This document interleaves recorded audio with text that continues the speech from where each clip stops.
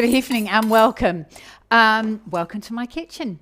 This is the kitchen where it all started, and so we're live streaming from here. Tonight I'm going to show you how to make some beautiful turkey meatballs. We're going to do it with some pasta and a lovely tomato sauce. So welcome to any of the new members out there, because I know that we've had lots of people join this month, so big welcome to you. And if you don't know already, my name is Tracy. So let's get cracking with this recipe. If any of you are out there want to say hello in the chat section next to the screen, I'd love to hear from you. If you've got any questions as we go along as well, that would be awesome. I will warn you, the cameraman is on his third glass of wine, and so whether he'll be able to tell me what you're saying or not, I don't know, because he just stuffed up the beginning. But anyway, not dobbing him in or anything like that. So let's get back to the food before he just cuts me off like that. So what we have started with, we started with some turkey mince in the bowl. Now I was looking at this earlier and I'm thinking, you know what, I really think that turkey mince, when they make it, they actually add some brown meat into it, and that's why I love it so much. It's got so much flavor. So if you can't find turkey mince, you can definitely use chicken mince, but it's not going to be quite so flavorsome, and it tends not to have quite as much the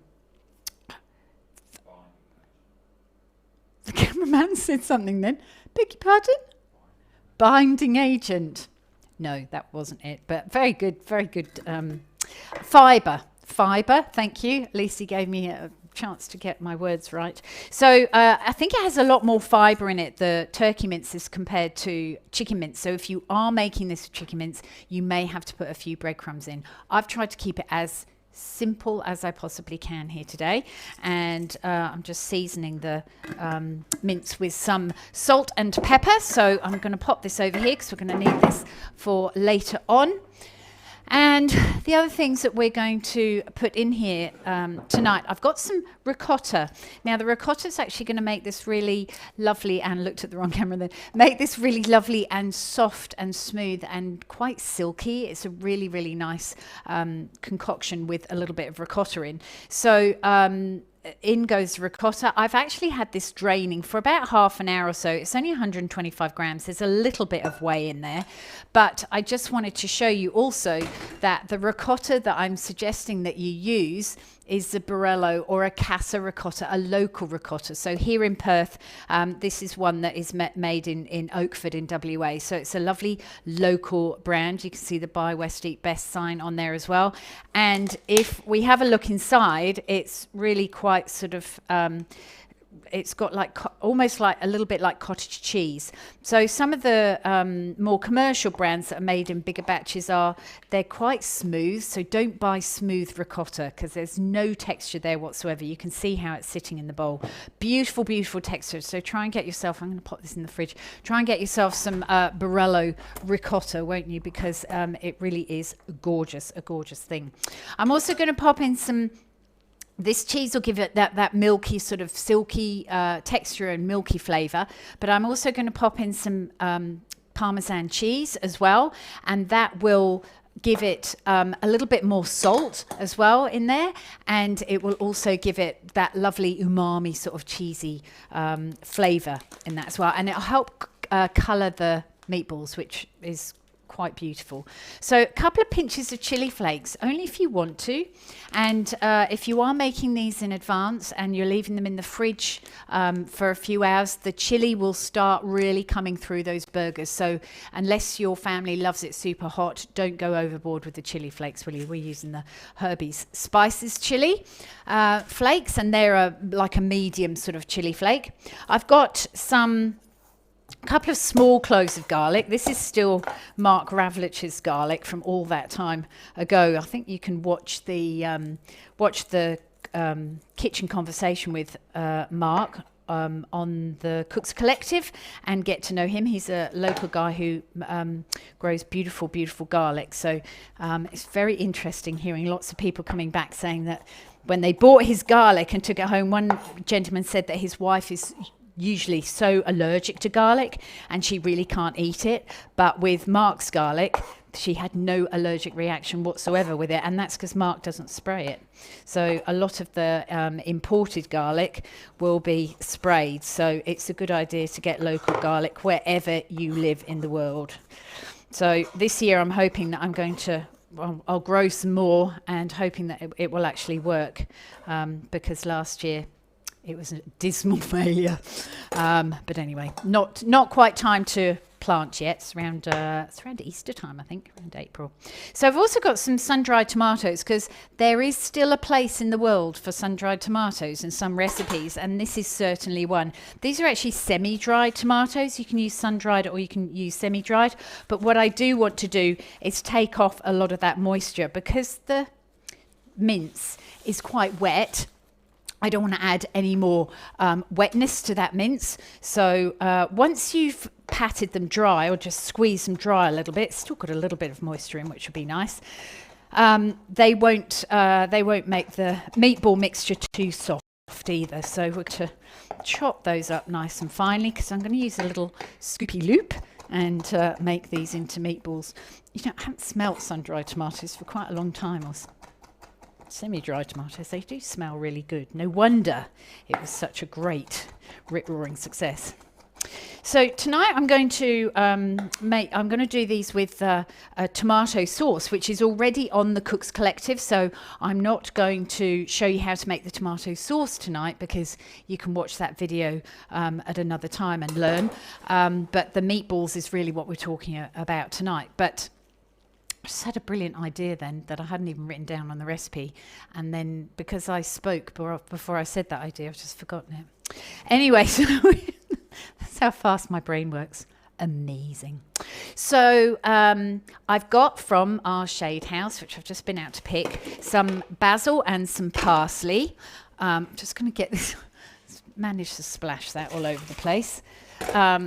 Just over at the sink here getting a cloth so I can wipe this up, because I do like to keep tidy as I go along. I make a bit of a mess, don't I? But I do like to keep tidy. And you saw me, maybe saw me sharpening my knife at the beginning of the video, and it's really important to have your knife sharp when you start cooking. So just a little bit of a tickle on your knife and you're ready to go. So I'm a great believer in spinning herbs and salad greens dry. You don't want to have any of that moisture in there. That would go straight into the meatballs and make it soggy as well. So you can see what I'm doing, stacking everything in my favour so that these meatballs will actually hold together. And I think this is one of the things that makes this meatball recipe so delicious, is the fresh herbs as well.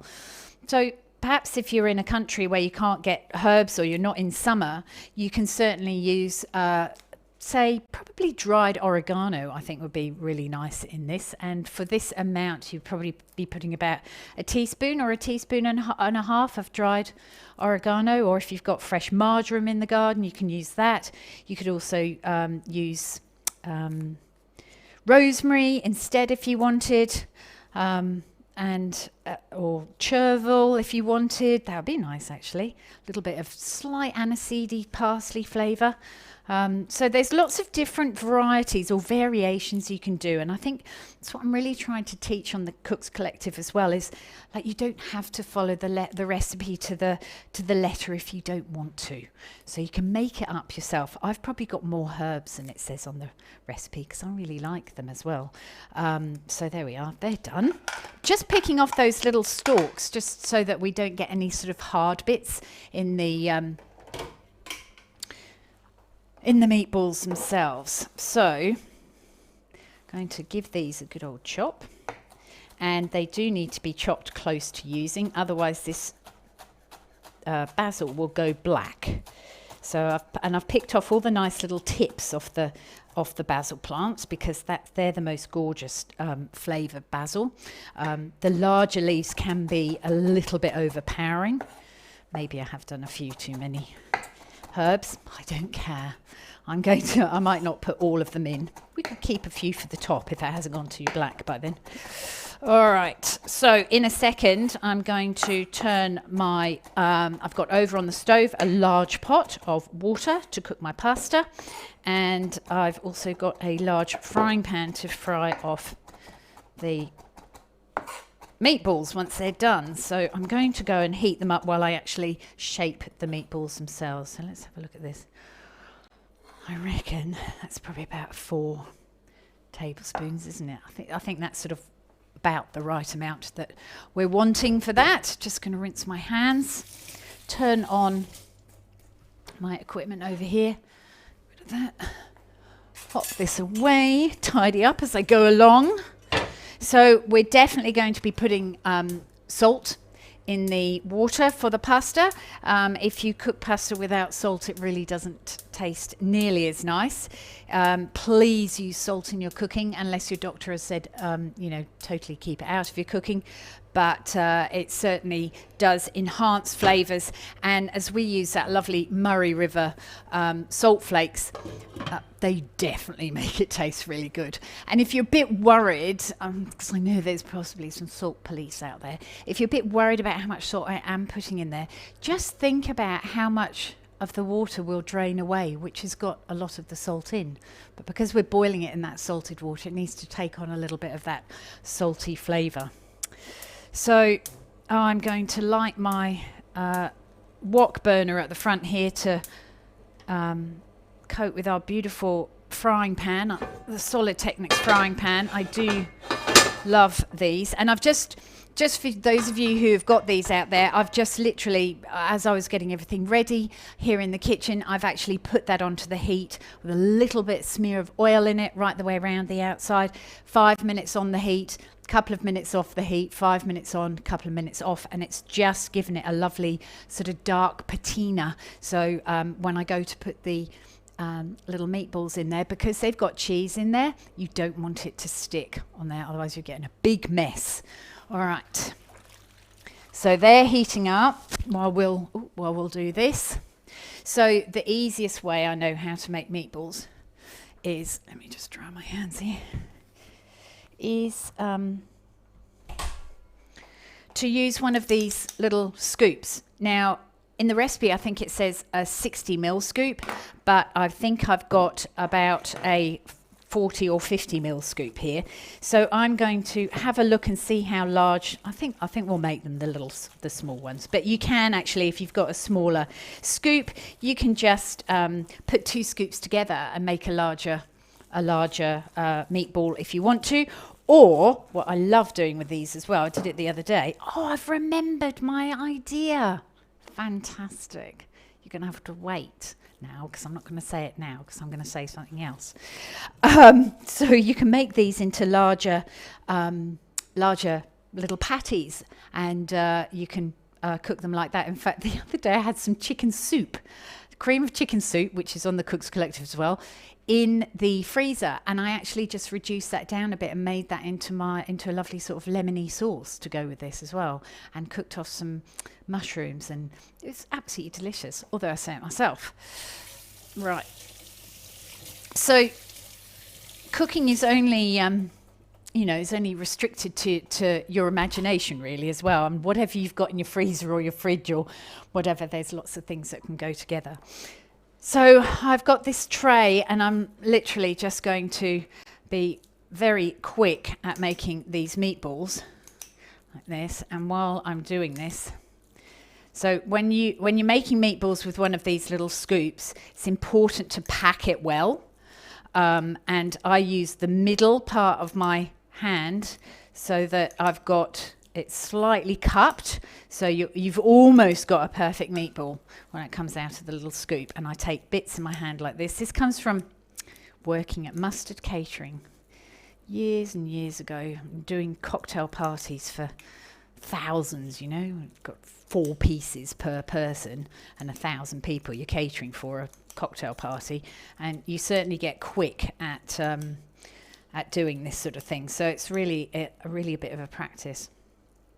But these little scoops can be bought at most good cook stores nowadays. Years ago, they certainly couldn't. It was one of the first things that we stocked here at home when people kept asking me, where did you get that frying pan from? Where did you get that scoop from? Because the internet had just started in those days. And we didn't have Google to just look things up. We couldn't just order things on the internet. So the other idea that I was going to tell you was that if you wanted to do this meatball with meatball mixture, you can fry off the meatballs, cook some pappardelle like we're going to do today. And because it's basil time of year here in Perth, if you've got lots of basil in your garden, you can certainly make a basil pesto. You can do it with pepitas if you want to, instead of pine nuts, for something a little bit different. But you can make a basil pesto and have the sauce actually be a basil pesto sauce rather than the tomato sauce. So I just think these are very, very versatile because they're turkey, they're white meat. You can make them with pork if you want to. They really are fantastic. I'm just doing, it's a bit like, is it Tetra, where you have to fit all these things in like this. So what I'm doing is I'm just flattening them, because you know I called them meatballs. They're not, they're meat flats, aren't they? They're not meatballs. They're meat patties, but they are meatballs really, aren't they? But they're just not round and they're just flat. So I just find it so much easier to cook a number of these, having flattened them all out like this.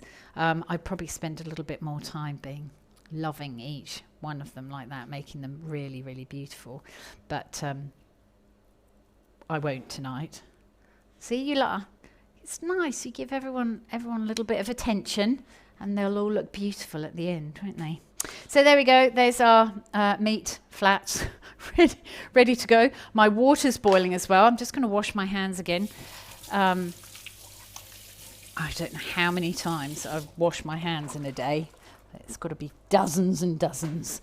Okay, so I want to just make sure that this pan is warm enough. So I always put my hand there to actually feel that the pan is warm enough. And if I can feel it radiating in from the sides as well, then I'm happy to go. But I'm going to turn this up just a little bit. So with these meatballs, I've actually had them out of the fridge for about half an hour, 40 minutes before we actually started, because if we're going to put all of those in that big pan, we're going to need A, that the pan is hot and ready to go, and B, that these aren't so cold that when they all go in the pan, they'll just cool the pan down and they'll start stewing. I want them to all fry and be totally beautiful. I'm going to turn the pasta. This pasta takes about 6 minutes, so I'm going to get what should I do? Should I put the pasta in now? Will these take 6 minutes? Probably about. Okay, I'm going to do it. So we've got pappardelle, and I'm going to pop these into a big pan of boiling salted water. Turn it up so it comes back up to the boil, because if you don't do this, there's a possibility that the pasta will actually stick together, and you don't want that to happen. So invariably, don't we put the lid on and then it just boils over, doesn't it, because we're busy doing other things. So let's see if that happens tonight, shall we? Alrighty, so I've got some Cobram extra virgin olive oil in my pan. I've just got it on the side because it's nearly finished, so I can get it out easily. So we love the Cobram fresh olive oil, absolutely gorgeous. Just popping the gloves on because I do want this pan really nice and hot. And in go our little flats. So how Bryony would do this, I can hear her voice saying, remember where you put the first one, because that'll be the first one that you want to turn over. Like she does that out on the barbecue. So I'm just taking Bry's comment, her little sort of training tip, and do it, and making sure I'm going to leave a space. I hope, even if Bryony's watching, she might be at home. I don't know, or she might not be watching at home. And I hope she'll be very proud of me. And maybe when she comes into work tomorrow, she might tell me, well done, Tracy, good job last night on the video. Who knows? So, oh my gosh, they smell so good. Right, we're in trouble now, aren't we? Because I haven't put them close to each other, but you can hear them sizzling. So that's wonderful. I'm just going to make sure that we've got the oil going right the way across the pan. I'm going to turn that down just a little bit. and just fit some of these in here. When we turn them over, if they're not ready to turn over, now Bry's going to go, oh Tracy, you did it wrong. But if we turn them over, they're not quite ready, that's fine, we'll turn them back. So you can obviously see that I haven't turned any of them over yet either. So I can smell the cheese is getting beautiful and cheesy and golden. I can see a little bit of cheesy stuff happening there as well. So, oh, there's our pasta is boiling, so I'll give that a bit of a zhuzh. And we'll start from the first one. No, I think it's that one next. And I'm going to turn these little babies over all the way around the pan, even the ones that I put in a bit late. Some of them are going to be a little bit sticky, but just be a little bit careful. It's just the cheese basically that's making them stick here. So no, and that's it. They just need to seal like that. The ones that are slightly darker are easier to turn over. And so you can, if you're feeling crazy, you can get a fish slice and turn them all over, or half a dozen over at once. But just remember that these are still really quite delicate in here. They're very soft. So if you want to know when they're done as well, you're going to need to know how to check that they're done. So if you put your finger on a burger like that, or a little flat, I'm calling them like that, it doesn't spring back up again. That's obviously still very raw. And as these little darlings cook, they'll get bouncier and bouncier like trampolines. And when they're ready, they'll have no give in them whatsoever. They'll just bounce straight back up again. So the thing is that we're trying to get some color on here first, so that it makes them taste really awesome. Caramelization of the cheese and the turkey meat itself, and the ricotta in there. Move those around a bit. See how they're not sticking now? So that's good. I'm just going to turn this up a bit. I can see some juices coming out, but we're not going to lose everything, because I'm just wondering if I've got that right over my big pan like that, because we've got all the juices to stay in here. Now, while this is carrying on frying, got that slightly forward. Here is our tomato sauce. This, I think, because Bri gave it to me because she made this earlier, and I think it's probably about 3/4 of a tomato sauce quantity on the Cooks Collective, or maybe 4/5. It's nearly a full amount anyway, but we're going to add that to the burgers. I'm going to actually turn this pan around, I think. My oven is so old that I think we've got hot spots in the gas. The gas doesn't come up evenly. Can you see how this side is really quite light and that side is much darker? So that's what I'm suspecting. So we're going to make sure that those are beautifully golden, and then everything will taste really super. So my advice to you for something like this is, when you make up a big batch of this tomato sauce and you put it into smaller containers in the freezer.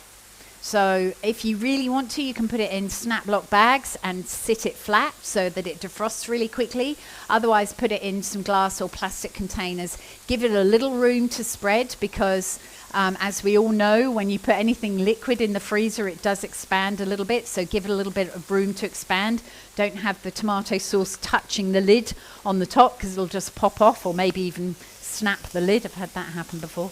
And the tomato sauce will stay in the freezer for months. So I absolutely love it. I think it's a very, very super duper little recipe to have. So you can now see how easy those meatballs are to move around. That one's not quite cooked, but I would suggest that some of the darker ones are just about done. And I'm actually going to add the tomato sauce to that, because we'll let that come up to bubble, and we're going to make sure that all these babies are cooked through. So I'm going to put in about half of that.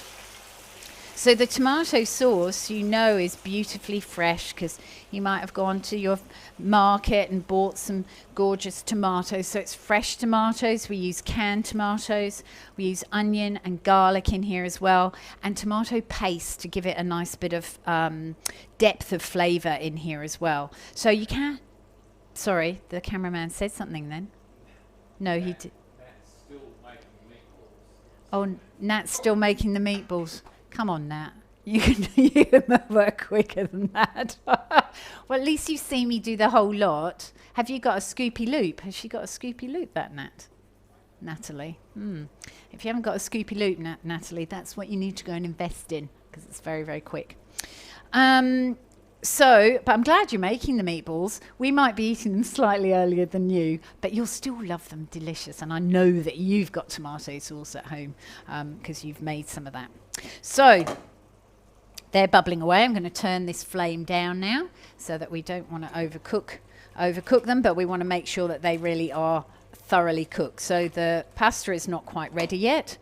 But you know why I picked all those beautiful parsley, don't you? So that I could put some on the top, keep some leaves for the top.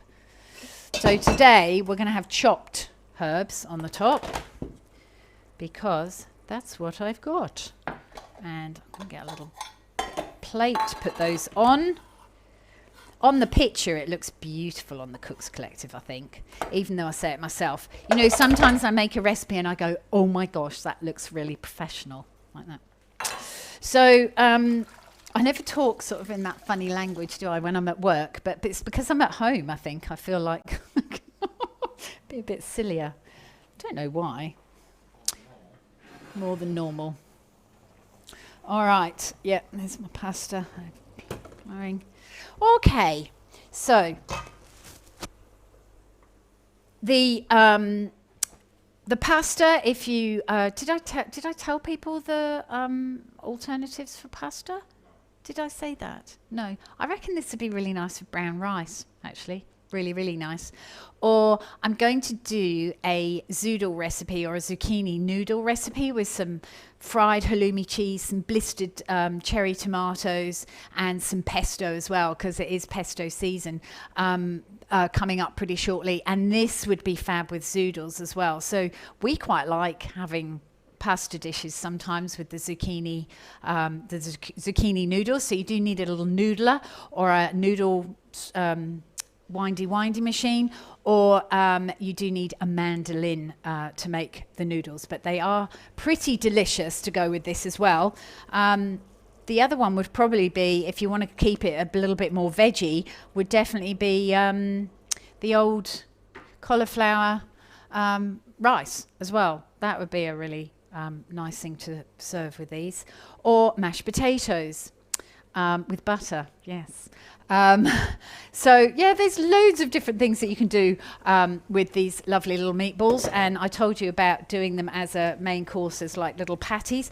You could even like forget, oh, I'm supposed to be looking, cameraman's having a really hard job here. I'm supposed to be I'm concentrating. You could even make them into little burgers and make sure that you've oiled the outside, cook them on the barbecue. They'd be absolutely delicious as well. So lots of different things, hey, with these ones. It'd be absolutely beautiful. Right, I'm going to bring this over, and I'm going to, in a second, drain the pasta. And there's that lovely old saying that I love, is that pasta waits for no one.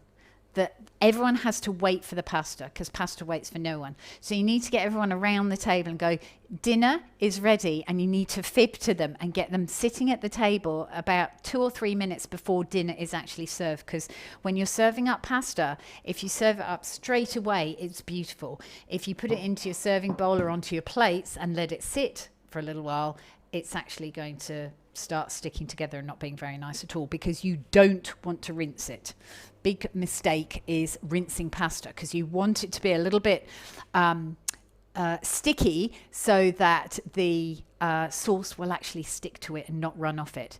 Now, for purpose of making it look really beautiful, I possibly am going to put the meatballs in the middle of the pasta. But really, in real life in Italy, they just tumble them all through. But they're not videoing and trying to do very pretty presentation. So I'm sorry if there's anyone real Italian person out there watching that I am doing this my way. So just going to go over here. While I'm draining this, I just wanted to let you know that we would need a 5th camera if you wanted to see me draining the pasta. And seeing as the cameraman's got 4 already, there's certainly no way he's going to buy a 5th.